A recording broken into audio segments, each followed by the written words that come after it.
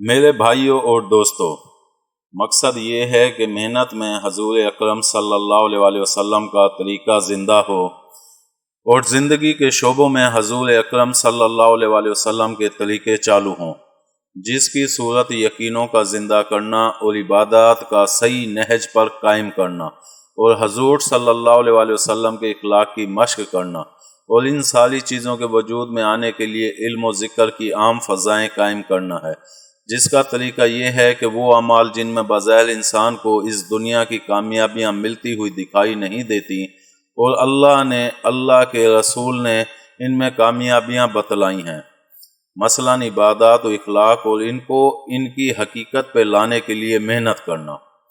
اس یقین کی مشق کے ساتھ کہ ہماری یہ عبادات حضور اکرم صلی اللہ علیہ وسلم والی پابندیوں کے ساتھ ہم میں زندہ ہو جائیں گی تو حق تعالی شانہ اپنی قدرت سے ہمیں کامیاب فرمائیں گے، اور اللہ کے بندوں کے ساتھ اگر ہمیں ان کے طریقے پر پابند بن کر چلنا آ جائے گا تو اللہ کی مددیں متوجہ ہوں گی۔ اب ان عبادات و اخلاق کے ان کی حقیقت پر آنے کے لیے ان کے وعدے وعید کا علم حاصل کر کے اس کے اوپر اس یقین کے ساتھ عبادات و اخلاق اختیار کیے جائیں گے جتنا زندگی کے سارے شعبوں میں یقین کی جھلک پیدا ہوگی، اور پھر ان عبادات و اخلاق کے جو طریقے بتلائے گئے ہیں ان کے سیکھنے سکھانے کی شکلیں اختیار کر کے ان کی ظاہری شکل کو بہتر بنایا جائے گا، اور اللہ رب العزت کے ذکر کے ذریعے ان عبادات میں خشوع کی مشق کی جائے گی اور ان عبادات کو اللہ رب العزت کے راضی کرنے کے جذبے سے کیا جائے گا تو ان عبادات والے وعدے وجود میں آئیں گے۔ خلاصہ کلام یہ کہ 5 چیزوں پر جب اعمال آ جائیں گے تو دین کا نقشہ وجود میں آ جائے گا: یقین کی خصوصیت، علم کی شکل، اللہ کا دھیان، رضا الہی کا جذبہ اور نفس کا مجاہدہ۔ پہلے درجے میں یہ عبادات میں مطلوب ہیں، دوسرے درجے میں اخلاق میں اور تیسرے درجے میں معاشرے میں۔ اب عبادات کو ان 5 پر لانے کے لیے سب سے پہلے محنت کی جائے گی اور ان 5 کو عبادات میں زندہ کیا جائے گا۔ عبادات ان 5 باتوں پر زندہ ہوں گی، بقیہ شعبوں میں یہ 5 چیزیں چل جائیں گی، اور جب زندگی کے شعبے ان 5 باتوں پر چلنے لگیں گے تو عبادات کی طرح باقی شعبے بھی اللہ کی مددوں کے نزول کا باعث بنیں گے۔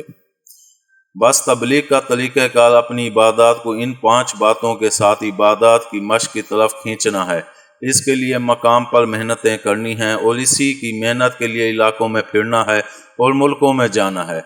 طریقہ کار میں کچھ آدمی اکٹھے ہو کر محلوں میں ہفتے میں 2 گشت کر کے لوگوں کو اکٹھا کر کے اس مقصد کی طرف متوجہ کرتے ہیں اور مشق کے لیے باہر نکلنے کا مطالبہ کرتے ہیں، جس میں ہر شخص سے ساری عمر میں تو 4 مہینے مانگتے ہیں اور ہر سال میں 40 دن، ہر مہینے میں 3 دن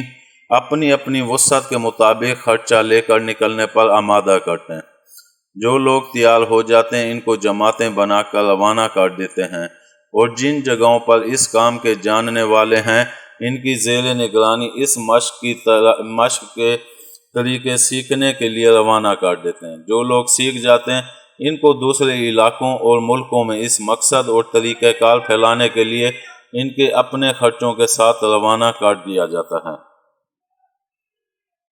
باہر نکلنے کے زمانے میں اپنے 24 گھنٹوں کو علاوہ سونے کھانے وغیرہ کی ضروریات کے وقت 4 چیزوں میں وقت کو مشغول رکھنے کی کوشش کی جاتی ہے۔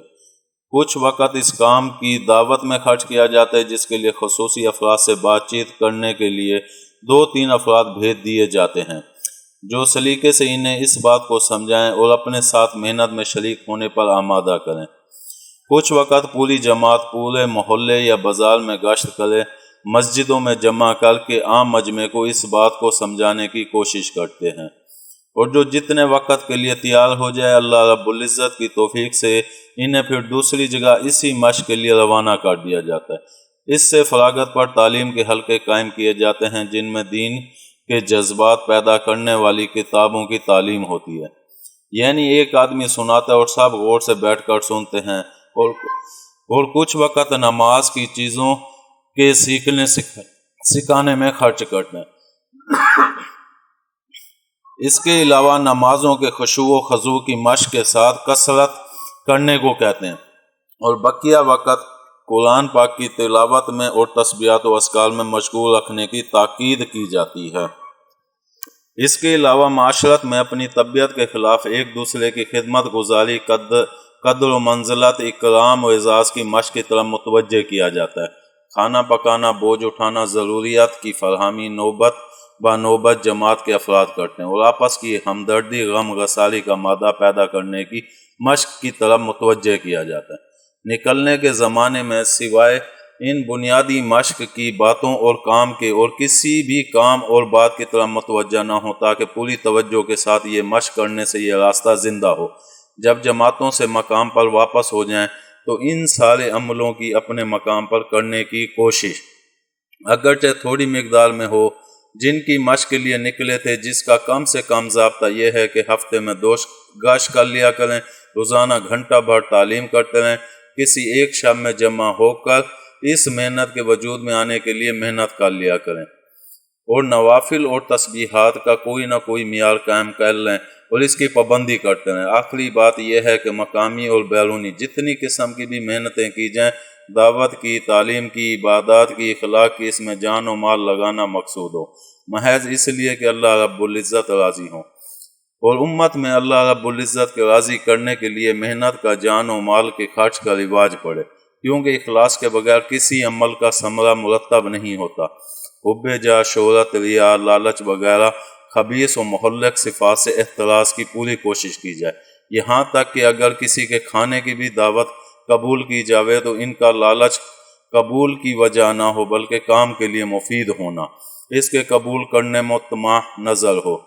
یہ امت کے ہر فرد کے لیے اپنی جان و مال کے خرچ کی ایک مخصوص طریقہ مشق ہے، اس لیے ایسی صورتوں سے اعتراض کیا جائے گا جو اس مشق میں جان و مال کے خرچ کے باعث ہوں، یا نام و نمود اور شہرت و جاہ کی طرف مشق کرنے والوں کو کھینچنے والی، مثلا اپنے اپنے خرچ پر اٹھایا جاوے گا، دوسروں کے خرچ پر نہیں، اور اخبار، اشتہار، ہر قسم کے رواجی پروپیگنڈے سے احتراز کیا جائے گا، اور بحث و مباحثہ و اختلافی اور اس سے اور وقت کے متنازع صورتوں سے اعتراض کیا جائے، اور جہاں تک ہو سکے نئی سادگی، تواضع اور انکساری خواہشات نفسانیہ کی قربانی کے ساتھ اس مشق کو کیا جائے اور پھیلایا جائے۔ یہی اس کام کا مزاج ہے، جس کی وجہ سے اس کام میں اللہ کے فضل و کرم سے بڑھ رہے ہیں، کیونکہ اس میں حضور صلی اللہ علیہ وسلم اور آپ صلی اللہ علیہ وسلم کے مبارک صحابہ رضوان اللہ علیہم اجمعین کی طرز کی محنت کو رکھا گیا ہے۔ اب جتنا ان کی شبہات میں قدم بڑھیں گے اتنے ان کے اثرات بڑھیں گے، جتنی اس میں کمی آئے گی اثرات کم ہوتے جائیں گے۔ ایک محنت کا نقشہ ہے، اگر وہ نقشہ وجود میں آ جائے تو قوم اسلام میں داخل ہو جائیں گی، اگر وہ نقشہ قابو میں نہ آئے تو پھر مسلمان دوسرے مذاہب میں داخل ہوتا ہے۔ اگر اس نقشے کے بغیر ہم دنیا کے ملکوں میں دعوت دیں تو اسلام میں آ کر بھی اسلام سے نکل جائیں گے، جس طرح حضور اکرم صلی اللہ علیہ وسلم نے نماز، روزہ، حج دیا، اسی طرح محنت کا طریقہ بھی دیا۔ نبیوں کی دعوت مسلمان کو ملی، یہ مسلمان یہ سمجھ رہا ہے کہ لوگ کمائیں، کھائیں، اپنا موجودہ نقشہ چلائیں۔ دعوت کے نقشے کے ساتھ غیر مسلم اسلام میں آتا ہے۔ دعوت کا کامل نقشہ یہ ہے دعوت دینا اور اس کے مطابق زندگی بنانا۔ دعوت کی نقل و حرکت شخصی نہ تھی بلکہ مجموعی تھی، اور لوگ مذہب جو قبول کیا کرتے ہیں شخصوں سے نہیں کیا کرتے بلکہ مجمع سے کیا کرتے ہیں۔ مذہب مجموعے کو ایسا بنانے والا ہے، عملی زندگی ہے۔ افراد آن غیر مسلموں کے ہاں بھی ریاضت و مجاہدہ والے ملتے ہیں، اگر یہ ہمارے یہاں سے متاثر ہو کر جائیں اور اپنے مجمع سے بات کریں تو وہ کہیں گے کہ اگر ان مسلمانوں کے ہاں افراد ایسے ہیں تو ہمارے ہاں بھی ہیں، وہ بھی اپنے افراد کی تاریخ نکالیں گے چاہے وہ واقع میں نہ ہوں۔ دعوت جو چلے گی وہ ایک آدمی کے دینے سے نہ چلے گی، اجتماعی زندگی لائیں گے، اس میں کھانا پینا، عبادات، نظریات، تخیلات، حاکموں اور غریبوں کو ساتھ کو دیکھیں گے، اپنی مدد خود کرنے کو دیکھیں گے۔ حضور صلی اللہ علیہ وسلم کی جو دعوت ہے، ایک تو اس میں نقل و حرکت ہے، اور نقل و حرکت اجتماع ہے، اپنا پیسہ خرچ کر رہا ہے، اور آخر میں خیر خواہی مقصود ہے، ملک و اقتدار مقصود نہیں۔ صرف یہ جذبہ کہ اللہ ان سے راضی ہو جائے، تمہارے ملک و مال کے لیے نہیں آئے بلکہ اس لیے آئے ہیں کہ جب تم ان اعمال پر آؤ گے تو اللہ تم کو چمکائیں گے، پھر وہ تمہاری اجتماعی زندگی، مساوات، معاشرت، محبت کی زندگی دیکھیں گے تو وہ مسلمان ہوں گے۔ ایک وقتی طور پر جماعت کو دیکھ کر مسلمان ہو گیا، لیکن وہ مقامی آدمیوں کے ساتھ لگ گیا۔ جو مسلمان حضور صلی اللہ علیہ وسلم کے زمانے میں ہوتے تھے وہ مدینہ منورہ آتے تھے تو مدینہ کے لوگ ان کو دین سکھاتے، کھانا کھلاتے تھے، تحفے بھی دیتے تھے۔ جب وہ واپس گئے تو ان قبیلوں نے دیکھا کہ مدینہ منورہ سے جو لوگ دین سیکھ کر آئے، ان کو دیکھا کہ وہ خوشحال ہو کر آئے، آپس کا تعاون سیکھ کر آئے، تو ان کو دیکھ کر تمام قبیلہ مسلمان ہو جاتا تھا۔ اب بات یہ ہے کہ دعوت دی جاتی اور لوگ مسلمان ہو جاتے ہیں۔ جب اس کے مطابق اپنے ہاں دوسروں کی زندگی نہیں دیکھتے تو وہ مضبوط نہیں رہتے۔ تو اب اگر ہم اسلام کی دعوت دنیا میں اٹھائیں تو مسلمان کو داعی بنانا ہے، کھانا کھلانا ہے، تو غیر مسلم ہماری زندگی کو دیکھ کر مسلمان ہوں گے۔ ہم غیر مسلم کو دعوت دیں گے تو ہم پر اس کے فریضے آ کر پڑیں گے۔ ان کو بھی دین کا سکھانا، کھانا کھلانا، زکوٰۃ ادا کرنا، غریبوں پر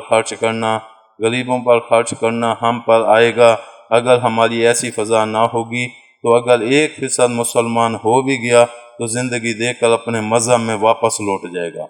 آج مسلمان مزدور مزدوری کے اعتبار سے باتیں کرتا ہے،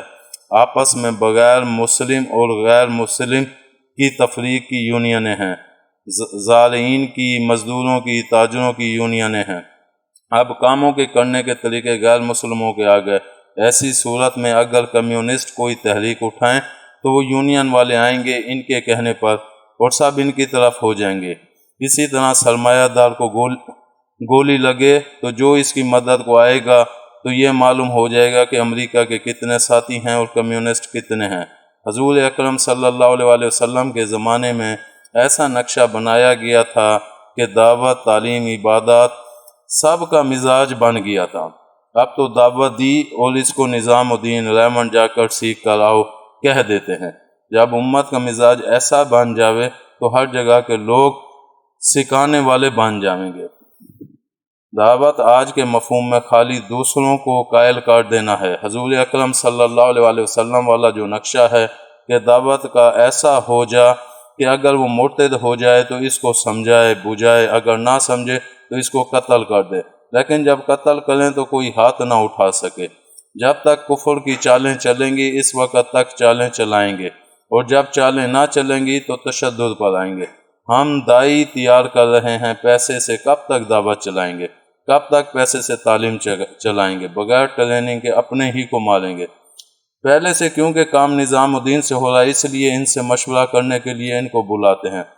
اور اس کام کو جنہوں نے ابتدا میں کیا ہے کچھ یہاں ہیں اور کچھ وہاں ہیں اور کچھ مکے میں ہیں۔ اب وہ کام کرنے والے آپس میں مذاکرہ کرتے ہیں اس کام کے اصولوں پر جمانے کے لیے، کیونکہ وہ کام کرنے والے ہیں اس لیے ان کو مشورے کے لیے بلاتے ہیں۔ خرچے کی نوعیت یہ ہے کہ جان و مال دونوں کا خرچ قرآن و حدیث نے بتلایا ہے، آپس ہی میں خرچ کر لیا جاتا ہے جو کام میں شریک ہوتے ہیں۔ کام کی اہمیت جن کے ذہن میں آتی جاتی ہے وہ اس میں شامل ہوتا جاتا ہے۔ علماء بھی ہیں، عوام بھی ہیں،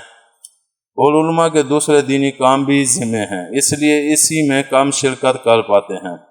آپ جو آدمی بھیجنا چاہیں گے ہم ان کو سکھانے میں، سمجھانے میں آپ کی مدد کریں گے۔ شریعت میں جو حکم ہے ہم اس کو مانتے ہیں، یہ جزیات کلیات پر متفرع ہے۔ پہلے کلیات سمجھ لیتے ہیں جس سے جزیات سمجھ میں آ جائیں۔ ان کلیات پر محنت کرنا، ہم جزیات نہیں چھیڑتے۔ ہماری جماعت میں ہر طرح کے آدمی ہیں، وہ سب ایک طرح مشق کرتے ہیں۔ مقصد یہ ہے کہ حضور اکرم صلی اللہ علیہ وسلم کی زندگی کے طریقے زندگی کے ہر شعبے میں پیدا ہوں اور عام مسلمانوں میں حق تعالی شانوں کی مرضی کے مطابق معاشرے کی اصلاح وجود میں آئے، اور اس کی صورت اس وقت تک ممکن نہیں کہ معاشرے کی جو اساس ہے وہ وجود میں نہ آ جائیں، یعنی کامیابیوں کے خدا کے ہاتھ میں ہونے کا یقین اور حضور صلی اللہ علیہ وسلم کے طریقے سے اللہ رب العزت سے کامیابی لینے کا انحصار کا یقین، اور اس کے سیکھنے سکھانے کی عمومی فضائیں جب تک قائم نہ ہوں گی معاشرہ قائم نہ ہوگا۔ ان طریقوں کے ضیاء پر جو مصیبتیں آ رہی ہیں وہ ختم ہوں، ان طریقوں کے وجود پر جو دارین کی نعمتیں وعدہ کی گئی ہیں وہ دارین میں حاصل ہوں۔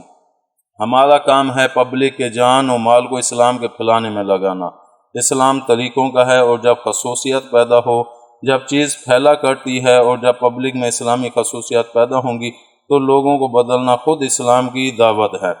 جب غیروں میں اسلام کی دعوت دی جاتی ہے لیکن جب وہ طریقوں میں کوئی فرق نہیں دیکھتے تو اسلام نہیں پھیلتا۔ جب پبلک اسلام کے پھیلانے والی بنائی جائے گی تو یہ اپنی زندگی کے طریقے بھی بدلے گی، اسلامی زندگی کی حقانیت بتانے کو بھی سیکھے گی اور اپنی زندگی کے طریقوں کو بھی بدلے گی۔ اس کے مطابق اس سے اسلام پھیلے گا۔ ہمارا مطمئن نظر ہے کہ یورپ و ایشیا کی قومیں اسلام میں آئیں، لیکن اس کام کو نہ کوئی حکومت کر سکتی ہے نہ کوئی سرمایہ دار کر سکتا ہے۔ پبلک کو پبلک ہی کے پیسے سے نکالنا، پبلک کا ذہن ہو کہ پیسہ لگانا ہے۔ اب پبلک کے طور پر کام کو اٹھائیں گے تو اس کام کا ذہن بنے گا۔ اس پبلک میں سرمایہ دار، غریب، تاجر، زارے، عہدیدار سب ہی آئیں گے۔